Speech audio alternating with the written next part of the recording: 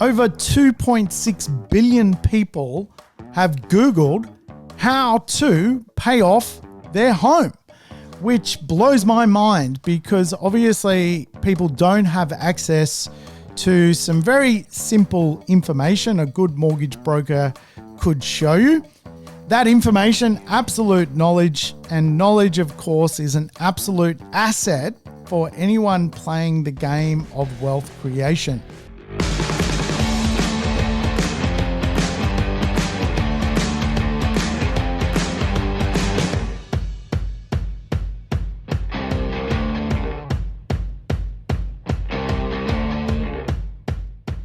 Welcome to the Urban Property Investor. I'm your host, Sam Saggers, here to help you crack the code of real estate wealth. Today's show, we're digging into paying off your principal place of residence using an investment property.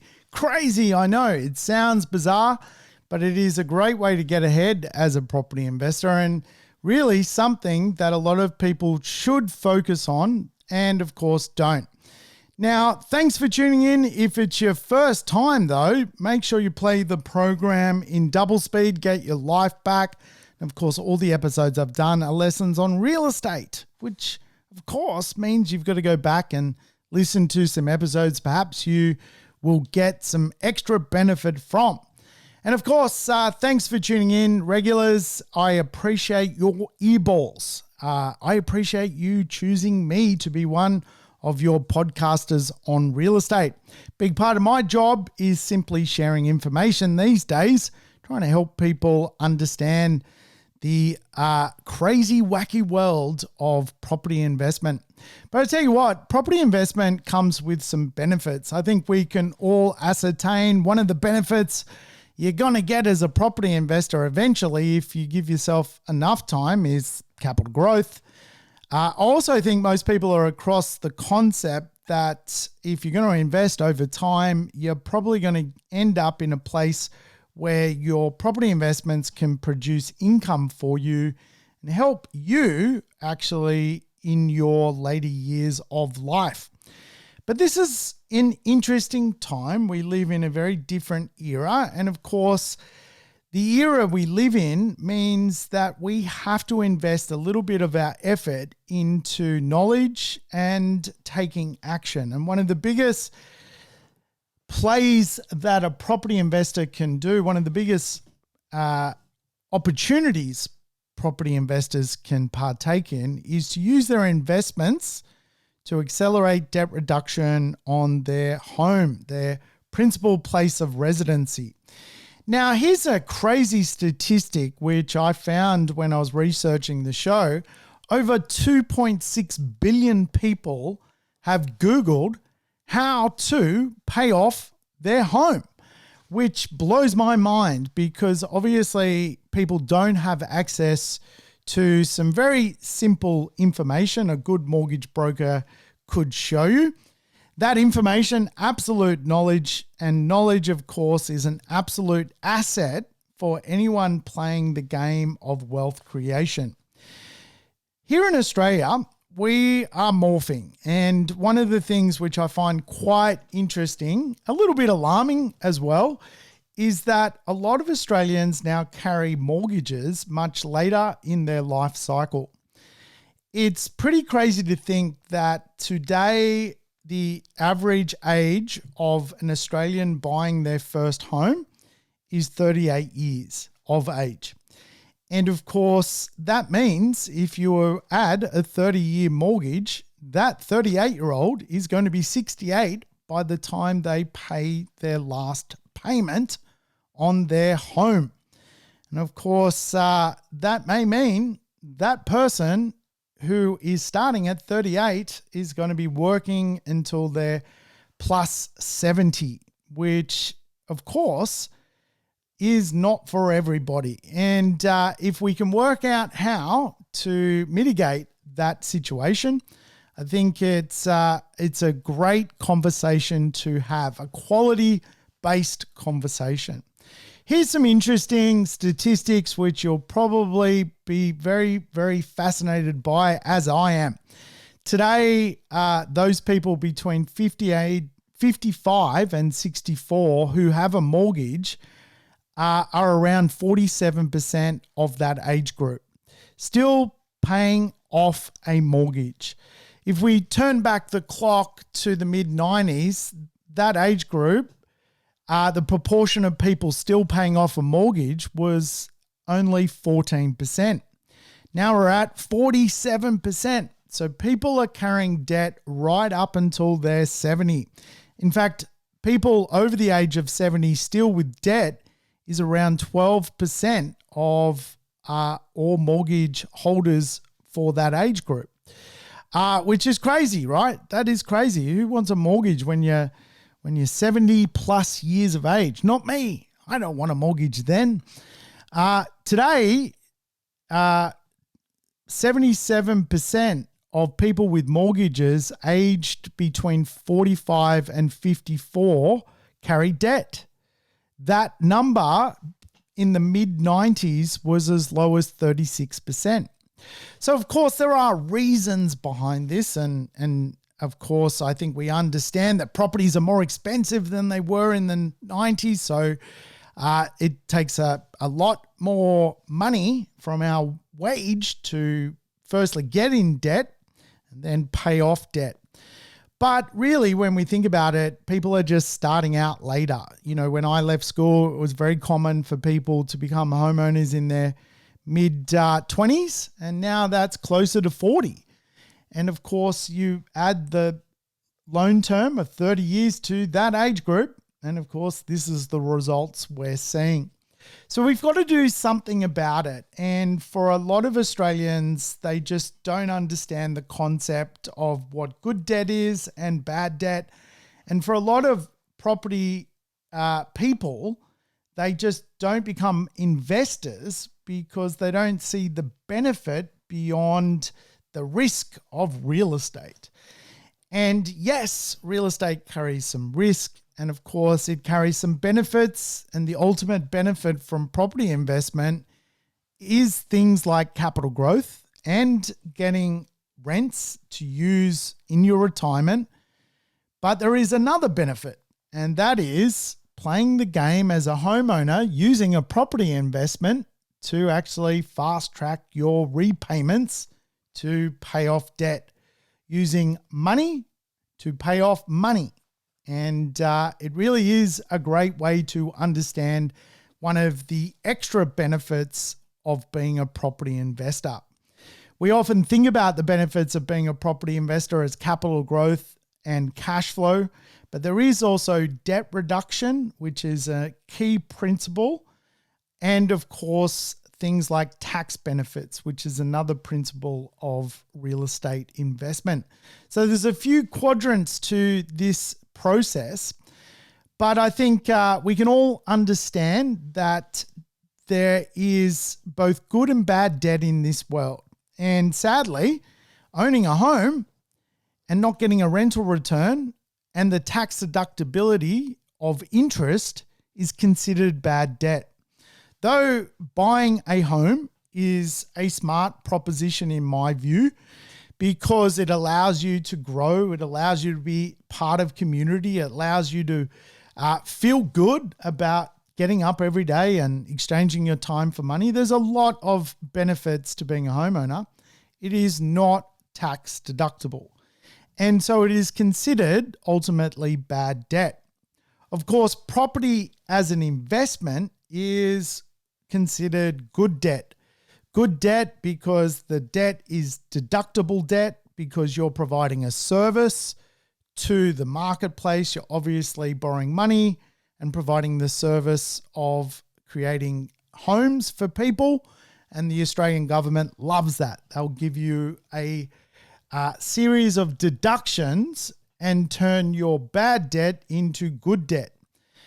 Also, your good debt from property investment is good debt because you're going to get an ultimate return from the investment through your rents. And again, for most Australians, they go to work on a Monday, they exchange their time for money. They don't get to keep any of that money because they don't understand financial efficiency. They also go to work on a Tuesday, they exchange their time for money. They get to keep no money. It all goes to the tax office. And for a lot of Australians, really, it's not till about Thursday that they start putting money in their back pocket. And that is because they carry household debt, which they struggle with for a very, very long period of their life. And for a lot of people who end up in their later years carrying debt, it is also because the way home loans are structured often don't allow for debt to be paid off. And of course, if we think about just a home loan, it has a principal component, which is the actual amount you're borrowing, and it has an interest component, the amount you're paying to borrow the money. And the way a home loan kind of works is the first 10, 15 years of the loan, your monthly payment, if you like, actually goes to paying off the interest, and you end up paying a very small amount of the principal off. And here in Australia, people change housing every 12 years now, which is also a lot longer than it once was. So we're actually holding on to properties for a longer period of time because, again, there are probably a lot of reasons behind that. But of course, moving and borrowing money, it's a complicated thing. So if you can imagine, a lot of people have debt and they don't pay anything off, then they get sick of where they live and want to go and live somewhere else. So they buy a new property or upgrade to another property and proportionately carry more debt to the next property without really ever biting into that debt. And the reason being is the way home loans are structured. Now, the word I can never say. In fact, I won't be able to say it now, but I'm going to try, and you're going to go, wow, your ability to speak English is terrible. And I apologize in advance, but the word amortization is the concept that a loan has basically repayments spread out over a period of time, but it's geared to fail in the beginning because the proportion of your payment spread over a 30-year period basically bites into the interest at the first half of the loan. So the back end of the loan, you really have the ability to accelerate debt reduction because you've basically got a smaller principal to pay and therefore less interest to pay. But it takes about 15 years to get to that smaller level of principal to start accelerating debt reduction. And so for a lot of Aussies out there, they never really get themselves in a position to pay off the easiest proportion of the loan because the banks front load the loan and make it very, very difficult. And then you apply that to how often housing turns over.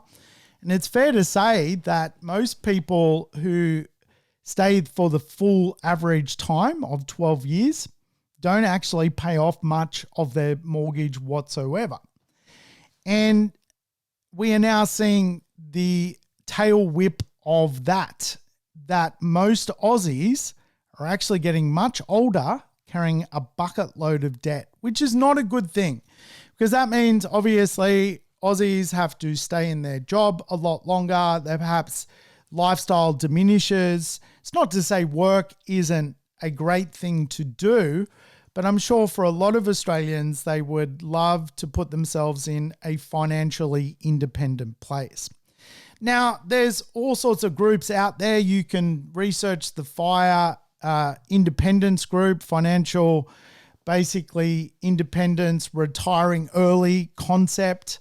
You've got barista FIRE, you've got lean FIRE, and you've got fat FIRE. And it's a good way of explaining, I think, that we need to get somewhere. Barista FIRE is just a simple concept that Basically, you just do the bare ass minimum work-wise, a couple of day shifts at the local coffee shop, and, fairly well live off a small pool of money into your life.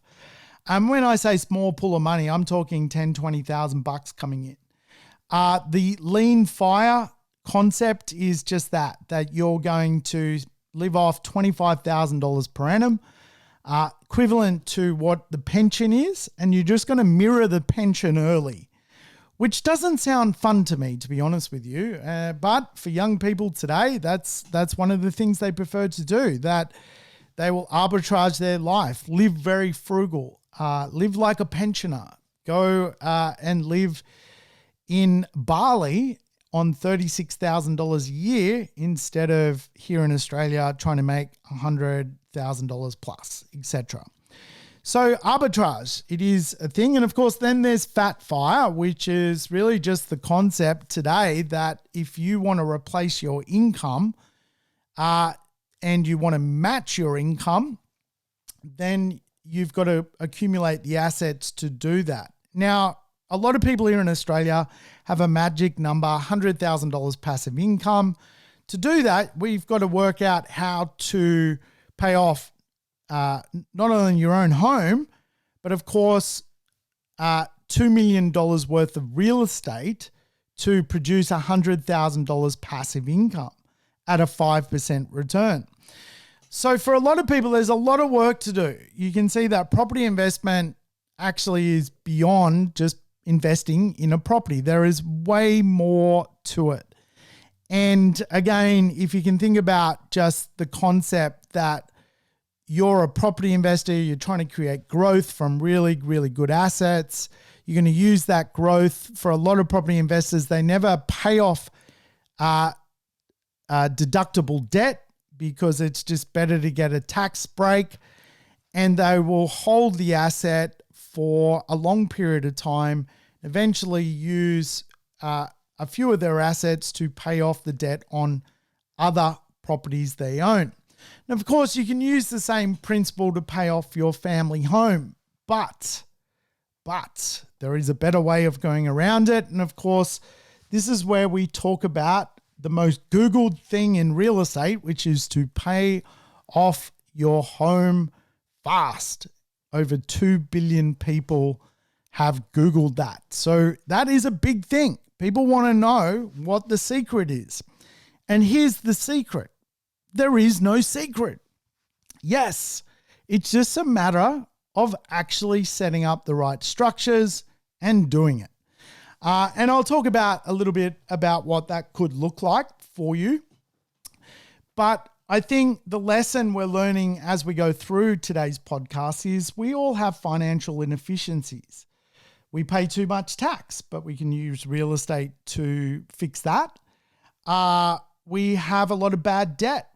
We can use real estate to fix that. We can turn bad debt into good debt. Or rather, we can use good debt to pay for bad debt, which we'll talk about.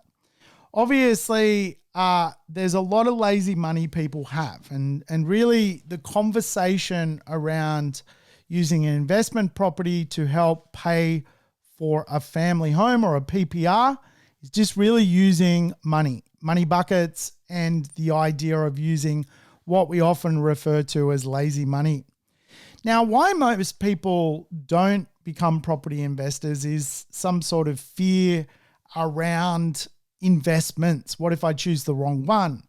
What if, the tenants don't pay the rent?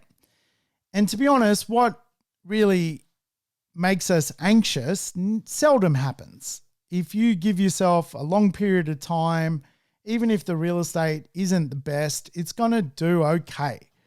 And even if it doesn't attract the best tenants, it's probably going to do okay. But one of the cool things is you can use real estate to help eliminate debt on your principal place of residency.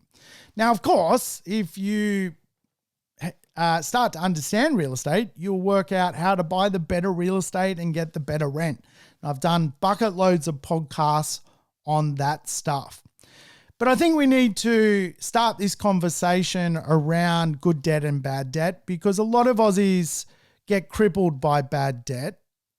Really crazy things like, having car loans beyond their means, personal loans, holiday loans, just silly stuff which is really not going to get you to where you need to go. And of course, again, for a lot of Aussies, they have their family home, PPR, and then they wrap more bad debt around it. They'll do, a car loan connected to their home.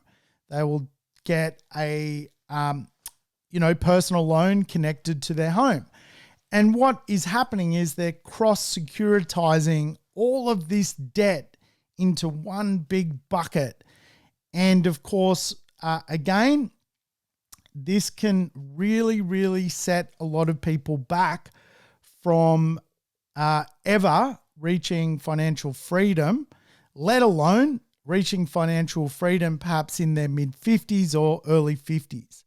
Remember, today the statistics are very alarming. People have got debt into their 60s. Over 47% of people who have a mortgage today are in their 60s. That's crazy. We used to, think about people in their 60s as basically on their last legs. Today, they're not on their last legs. People are perhaps living longer than ever before because they can't die in peace because they've got way too much debt. And of course, on a serious note, obviously, you don't want to put your loved ones in a situation where the debt is theirs and you're not helping them financially by doing some pretty sensible things. Now, again, obviously, the Urban Property Investor advocates property investment. And one of the best ways to be a property investor is to use a property investment not only for capital growth, rental returns, and tax depreciation, but also to remove household debt out of your PPR. Remember, how we're going to approach this pattern is if we were to put together the best portfolio possible, let's just say hypothetically it's 4 investment properties and 1 family home. We're going to use those 4 investment properties, their rental return, to accelerate debt reduction on our family home. That's what we're trying to guide this conversation to. And again, the properties which are our 4 investment properties, we may not even pay down the debt on those properties because we're going to let the market do the work for us. And eventually, we're going to have to use those properties to reduce further debt that could be on our family home. Or if we're smart and we've paid off our family home, we've still got our property investments left. They will need to also go into a period of time where they also eliminate each other's debt profile, and we could sell 2 to pay off 2. As simple as that concept sounds. And why we would do that is we don't want a mortgage in our retirement. We want to live off the income from the assets we've accumulated as we've put together the real estate. So loan structures are an important concept. And again, like the idea of being securitized, cross-securitized can quite often come back to bite. And this is where a good mortgage broker can often help plan your portfolio so your investment properties are not connected to your principal place of residency. They can potentially help you get you some deposits from your family home, but they will sideline doing the mortgage again with the same bank that has control of your principal place of residency. The reason we do that is not only wealth accumulation, but primarily asset protection. Again, if you have a bad investment, let's say, hypothetically speaking, you panic and sell an investment property that goes down in value and has gone backwards in value, and that's connected to your family home, that means we may not be eliminating debt, but creating more pressure connected to your family home. So we want the right loan structures, and one of the best ways, the best brokers in the business, and there's some crackers out there, do it, is they set up loan structures basically outside of your PPR. But they'll set up an offset on your principal place of residency. And so your income, your rent, your partner's income, maybe also other investment income will come into that offset, and basically as your mortgage is calculated at a daily rate, you will have more money in your offset, which ultimately helps your repayments. And of course, this can mean that your interest that you're paying is covered by the money in that account, and you can chew into a greater proportion of your principal.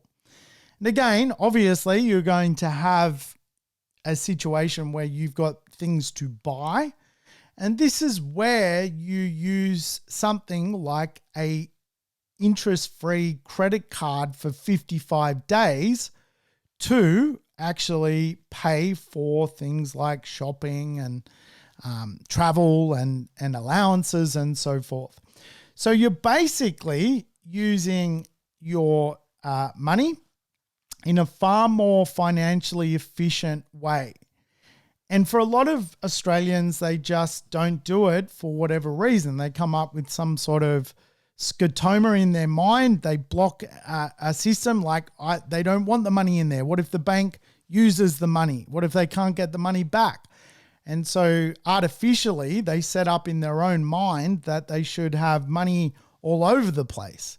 Really, that money is doing nothing. It's not offsetting your interest. And of course, if you can offset a large proportion every month, it all adds up. And it is a game of one percenters. So quite often it doesn't feel like it's doing anything, but it is. And again, if you think about income from a rental property, that could be $2,000, $3,000, $4,000 a month.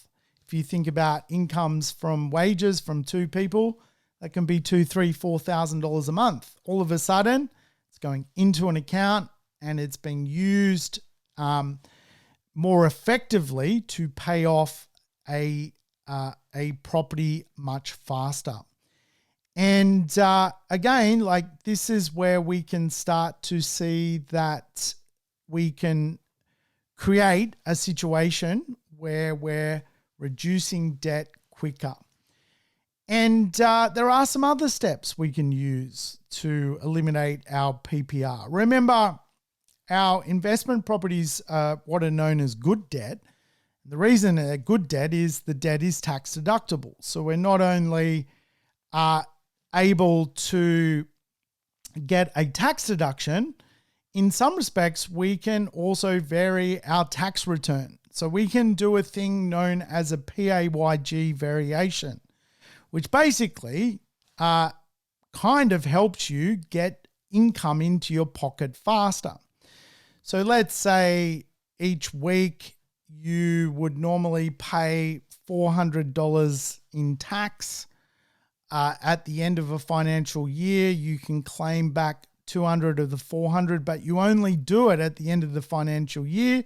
The PAYG variation, which again, if you're on PAYG, you can do, allows you to claim that tax basically as your pay packet is paid. So instead of waiting a year and helping the Australian Tax Department, letting them use your money that you're rightfully allowed to get back in tax, you're getting it back per paycheck. what you're doing is, again, not using or not creating a financial inefficiency in your life or being lazy with your money.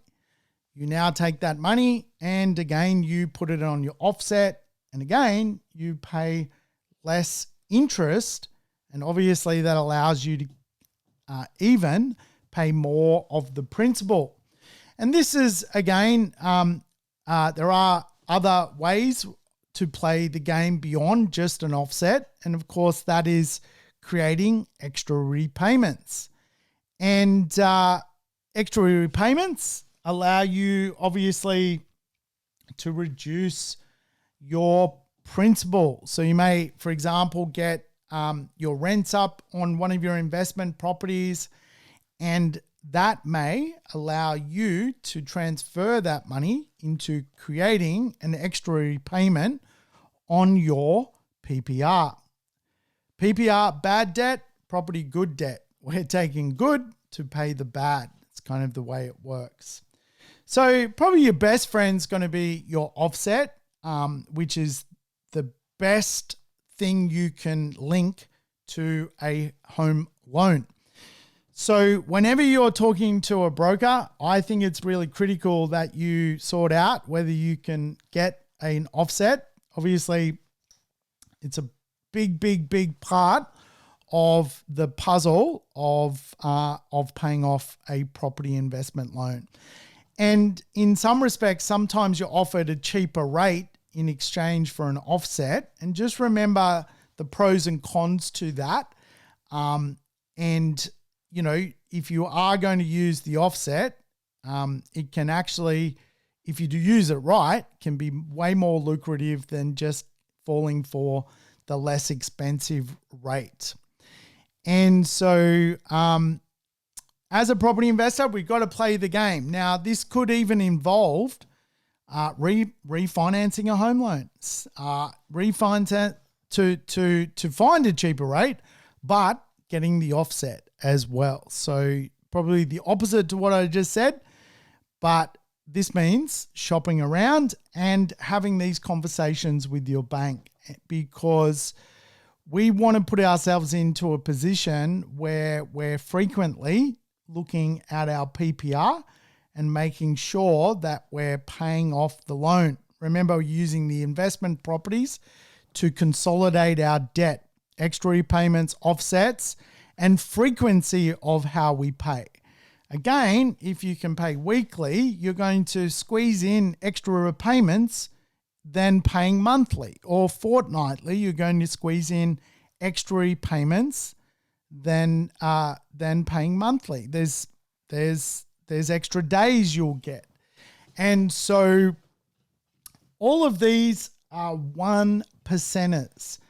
And again, it often feels like to people that don't participate in it as a hassle, but it is one of the best fringe benefits of owning an investment property.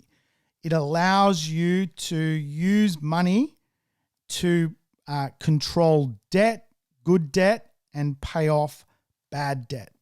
So I would encourage you, if you are a homeowner and you're not playing the game, to start participating, because if you look down the barrel as to when your loan's complete and you're not really happy as to what they may look like, then you've got to think about this as a credit fundamental, as a loan fundamental. And again, look into it. How can you speed this stuff up? Because it's got to mirror what you want to achieve. And again, too many people today, a large proportion of society has so much debt and are carrying that debt into years where they really should not be. And it's a big problem. So don't let it be you. All right, folks, it's a quick one today. I hope you enjoyed that lesson. I'll catch you on the next episode as we talk more real estate.